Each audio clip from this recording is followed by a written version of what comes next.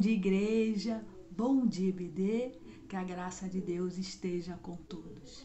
Chegamos mais um domingo, domingo abençoado pelo nosso Deus, domingo que Deus nos deu, né? Nos concedeu mais um domingo maravilhoso. Então vamos fazer a nossa oração para que o Seu Deus escute os nossos pedidos, ouça o nosso clamor. Vamos lá. Senhor Deus, Pai Todo-Poderoso, que estás no céu, Senhor de infinita misericórdia, Senhor de infinita bondade. Pai, nesse momento, Pai, queremos agradecer por tudo que tem feito nas nossas vidas, Pai amado. Obrigada, Senhor. Obrigada por mais um domingo, Senhor. Obrigada por estar presente nas nossas casas, Senhor. Obrigada, Senhor, por estar sustentando nossas famílias, Pai amado. Obrigada, Senhor, porque Tu é bom, Tu é maravilhoso, Pai. Devemos ser fiel a Ti, Pai, e somente adorá-lo, Pai amado. Ó Pai amado, obrigada, Senhor. Obrigada pela noite de sono, Senhor, e o levantar, o respirar, Pai amado. Obrigada, Senhor. Ó Pai amado, mas sabemos que tem irmãos, familiares, Pai, adoentados, Senhor. Tem irmãos que estão com dores, Pai, que nem dormiu essa noite, Pai. Ó Pai amado, vai de encontro a cada um, Senhor. Leva, Senhor, refrigério, Senhor, as famílias enlutadas, Pai. Ó Pai amado, coloca fé, Senhor, e esperança no coração de cada irmão, Pai, de cada família, Pai amado. Ó Pai amado, que o Senhor esteja presente, Senhor Jesus amado, em cada dos hospitais, Senhor, nos leitos, Senhor, nas UTIs, Pai. O Pai coloca seus anjos em prontidão, Pai. Leva a sua luz, Pai. Ó Pai, obrigada, Senhor. Obrigada porque, apesar de tudo, o Senhor nunca nos abandonou, Pai. O Senhor continua, Senhor. Nós creemos, Senhor, que o Senhor está presente, Pai amado. E nunca duvidamos disso, Pai.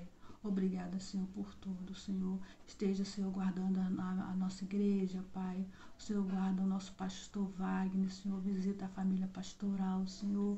Dê saúde, sabedoria para ele cuidar, Senhor, do seu rebanho, Pai amado. Ó Pai amado, cuida dos nossos jovens, Pai, dos nossos adolescentes, Pai. Que eles não se afastem de Ti, Pai. Que eles continuem na Sua presença, Pai amado. Ó Pai amado, obrigada por tudo, Senhor. Esteja conosco, continua nas nossas vidas, Senhor, na nossa família, Pai. Obrigada, Senhor. Agradeço em nome do Senhor Jesus, que reina para sempre. Amém.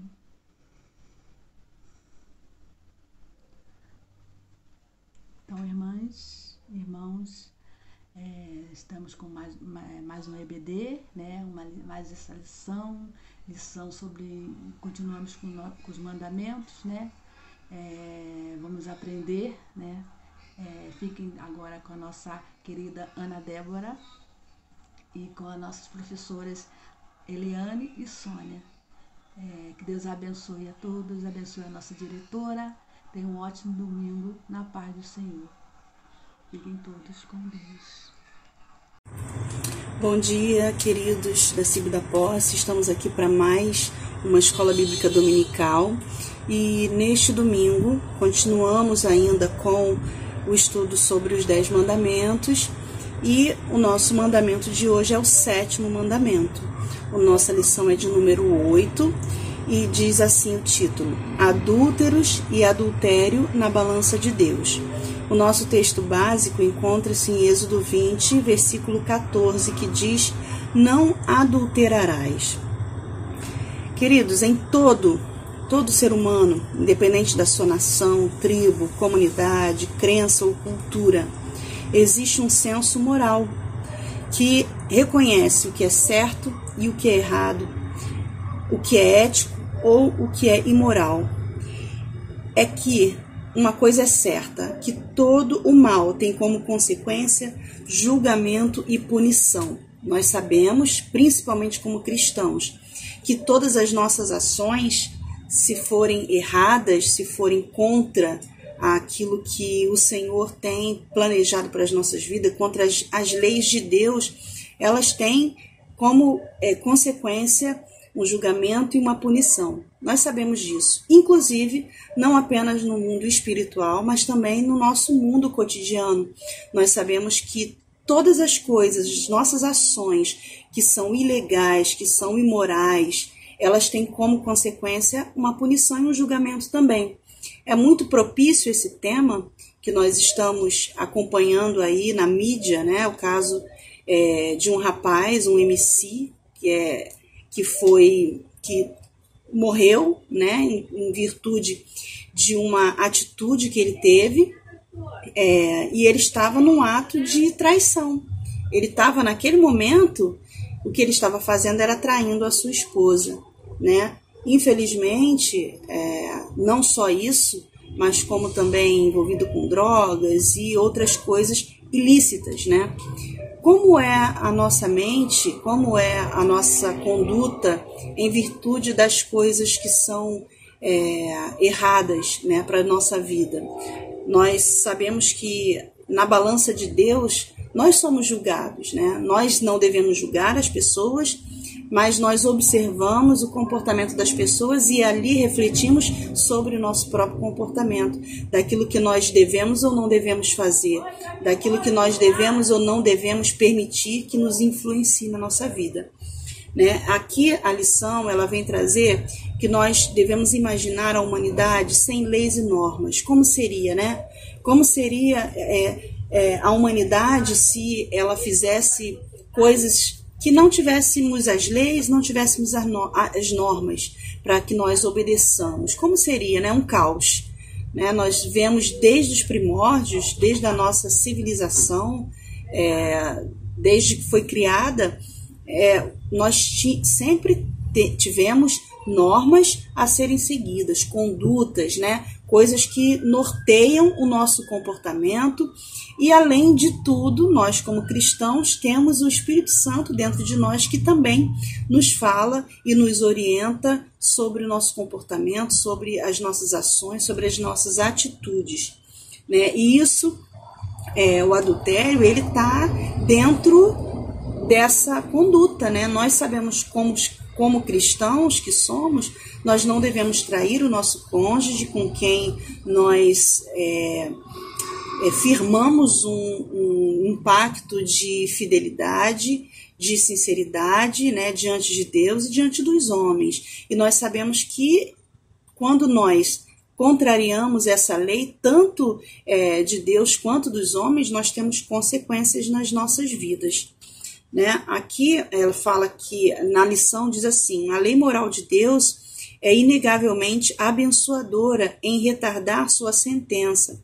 Talvez a única punição imediata seja a dor na consciência para muitos, né? Que muitas pessoas não sofrem consequências, adulteram, fazem qualquer outro tipo de coisas também que são imorais ou ilegais diante de Deus e diante dos homens, e nós não vemos uma punição, não vemos algo acontecendo de imediato.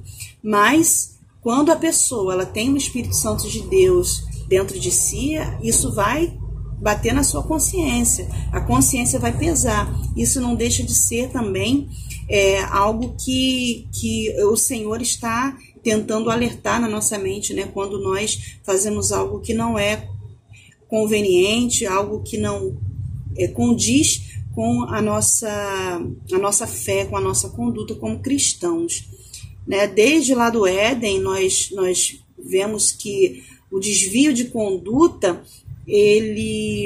ela veio através ali da serpente, né? Que foi do diabo, na figura da serpente ali, tentando o homem para que ele se desvirtuasse, para que ele desobedecesse a ordem de Deus de não fazer algo, né? E nós vemos até na nossa época, né, que nós também somos tentados a nos desvirtuar de alguma forma, mas precisamos manter as nossas mentes, precisamos manter a nossa conduta como cristãos, como servos do Senhor, para que não façamos aquilo que não é da vontade de Deus, aquilo que não é condizente com nós que nos dizemos cristãos. A sociedade atual, ela peca não apenas por suas obras, pensamentos ou delitos, mas está em rota de colisão com o próprio Criador, por duvidar ou desdenhar da sua silenciosa lei moral, né? Às vezes Deus não pune aquela pessoa de imediato, mas nós sabemos que a consequência vem, uma hora vem a consequência, né, daquilo que fazemos. Quando somos informados que alguém pecou, qual pecado lhe vem imediatamente à cabeça, né? Não é só o adultério que é pecado. Nós estamos vendo nessa parte da lição, neste mandamento, o adultério, mas nós já vimos todos os outros mandamentos, né, anteriores, muitas coisas, né? Então, não é somente o adultério aqui. Nesta lição, nós estamos falando sobre isso, mas nós vemos muitas outras condutas e formas errôneas, né, de vivermos e nos comportar diante de Deus e diante da sociedade. Para muitos, o adultério tem o mesmo peso que roubar, matar, disseminar contendas, deixar de cooperar com dízimos e ofertas, por exemplo. O 7º mandamento, ele é enfático: não adulterarás. Mas que tipo de adultério está implícito nessa lei? Nós vamos ver isso, né, que não só apenas o adultério conjugal, mas espiritual e social também. Vamos ver isso com os outros professores. Tá bom, queridos? Eu espero que esta lição venha nos fazer refletir sobre os nossos comportamentos, sobre aquilo que fazemos, daquilo que pensamos também, não só fazemos, mas pensamos, né, que seja de acordo com a vontade do nosso Deus. Tá bom, queridos? Fiquem com Deus, uma boa lição para todos. Amém. Bom dia, amada igreja. Nós vamos para mais uma lição da EBD, cujo título é Adultério Conjugal. O texto se baseia em Mateus 5, 27 e 28. Nesse caso, nós temos o cônjuge como vítima, né? Ou seja, a esposa ou o marido, né, sendo traído, cometendo adultério. O adultério, ele satisfaz a carne, mas destrói o casamento, os filhos, a família, todos em volta. Mas o que é ser fiel, né, ao seu cônjuge? É estar sendo fiel na sua ausência. Nós pensamos que não há ninguém olhando, mas há Deus olhando. E nesse caso, é um pecado. Nós temos que ser fiel longe, distante, na sua ausência, na ausência do nosso cônjuge. Honrar, né, seu cônjuge é uma bênção e é aprovado por Deus. Em Hebreus diz: digno de honra entre todos seja o matrimônio, bem como o leito sem mácula, porque Deus julgará os impuros e adúlteros. A palavra diz isso. Um exemplo foi José do Egito, né? Ele foi tentado pela mulher de Potifar, mas ele resistiu à tentação. É um exemplo que nós temos, né? Hoje, nessa crise, queridos, que nós estamos, nós temos uma palavra que todo o mundo conhece, o jeitinho brasileiro, né? E esse jeitinho brasileiro, ele pode ser bom e ruim. Mas nós ficamos admirados quando vemos pessoas dando o seu jeitinho brasileiro no setor financeiro, né? Porque a crise financeira está no nosso país, não no nosso país, no mundo, né? Então, nós até admiramos certas coisas que as pessoas fazem para ganhar o seu sustento. Coisas assim que nem imaginávamos, mas admiramos e achamos bonito. Mas também, por outro lado, tem jeitinho brasileiro errado, como adulterar coisas, mentir, dar golpes. Nós sabemos disso. O que mais tem é golpes, né? Tipo, furtar energia, criar uma pessoa que não existe para ganhar a Bolsa Família ou até o auxílio emergencial. Muitas coisas, queridos. Esse jeitinho brasileiro negativo é pecado. As pessoas pensam que não, mas é pecado, né? Então, são inúmeros exemplos que nós temos aqui nessa lição, né, do adultério. Esse adultério que nós estamos falando é adultério social, onde as pessoas enganam, né, as outras. Não é somente no matrimônio, mas é social.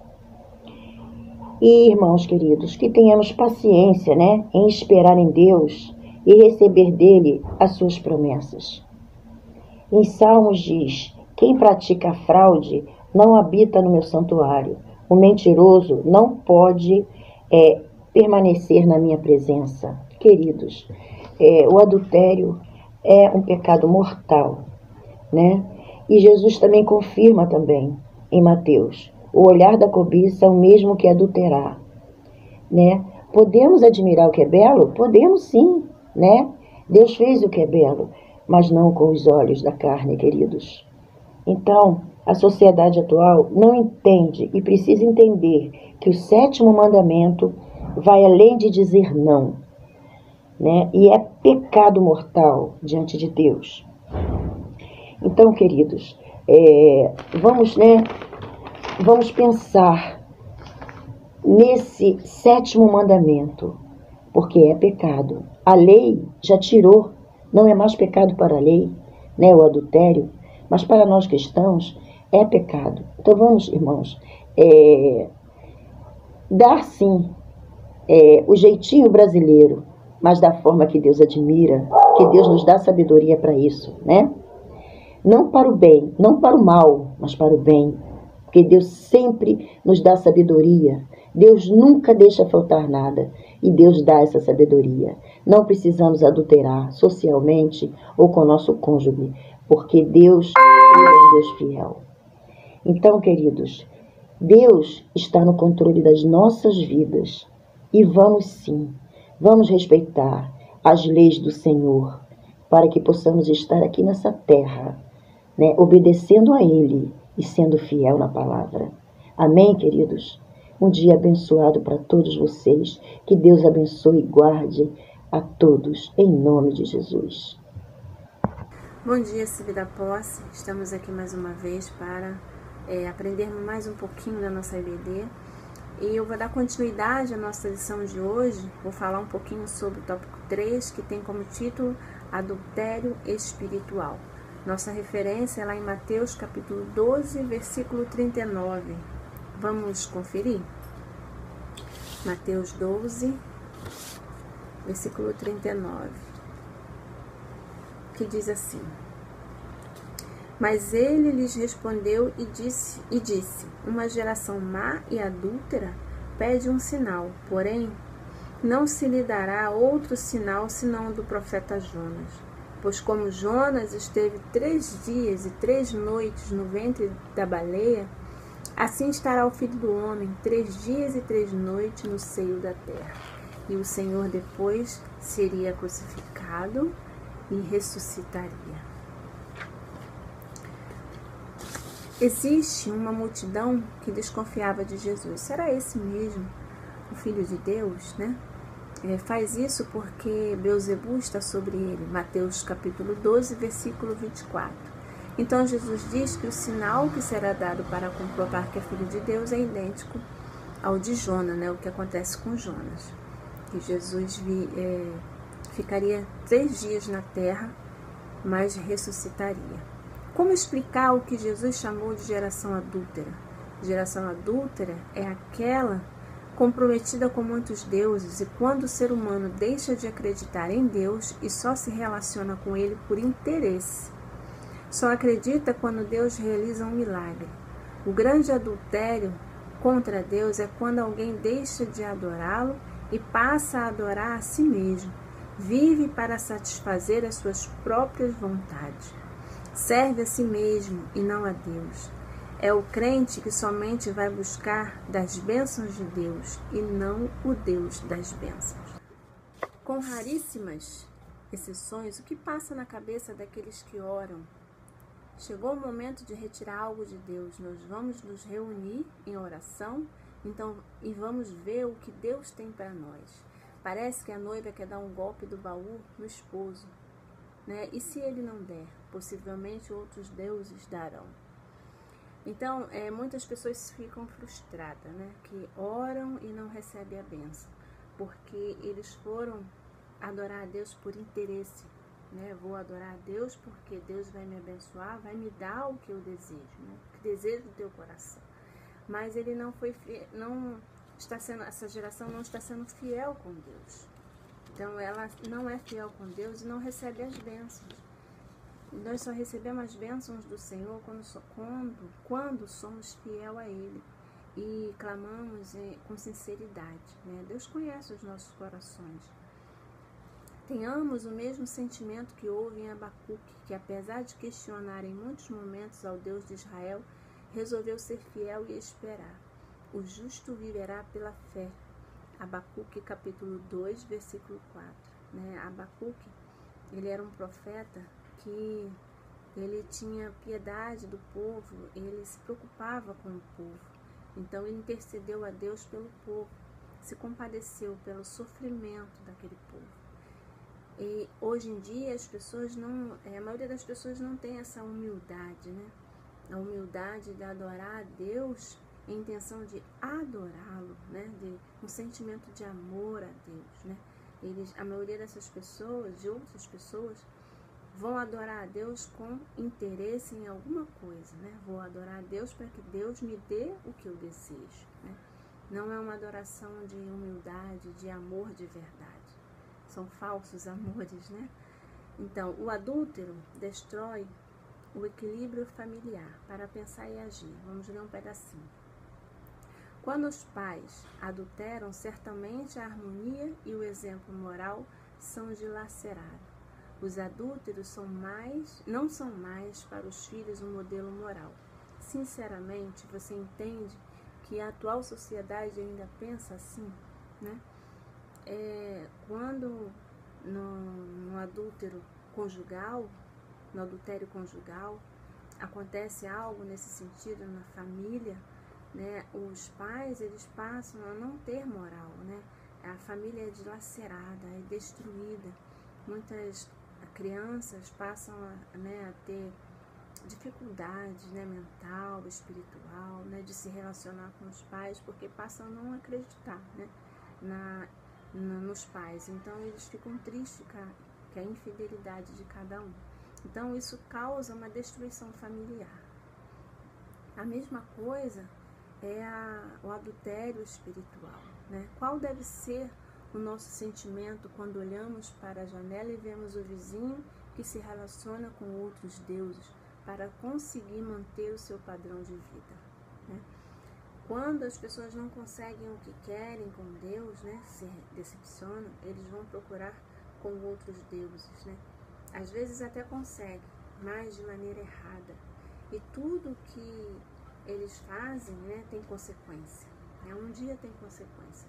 Você tentar ganhar as coisas, né, na maldade, sempre tem uma consequência, né? Então, que nós possamos fazer tudo com amor para o nosso Deus, né? Nos dedicar cada vez melhor ao nosso Deus.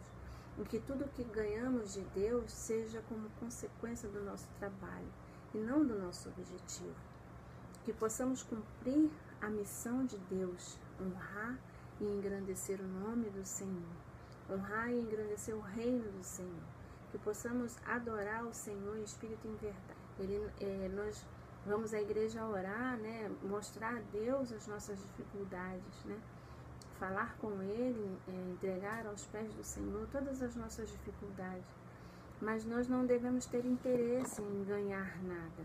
Em ganhar, sim, a alegria do Senhor, a paz do Senhor, a honra de adorá-lo, né? Que é maravilhoso você adorar o Senhor e prestar o seu melhor a Deus. Que possamos cada vez mais adorar a Deus em espírito e em verdade, com sinceridade. Amém? Vocês podem também pegar na Bíblia e conferir, né, os textos que nós lemos, para que você possa também aprender mais um pouquinho da palavra do Senhor. Pega a nossa revista, dá uma lida e vamos estudar, porque hoje em dia nós precisamos guardar a palavra do Senhor no nosso coração e na nossa mente. Tempos difíceis, mas nós precisamos estar junto com o Senhor, adorá-lo com sinceridade. Amém? Deus abençoe a todos e fiquem com Deus.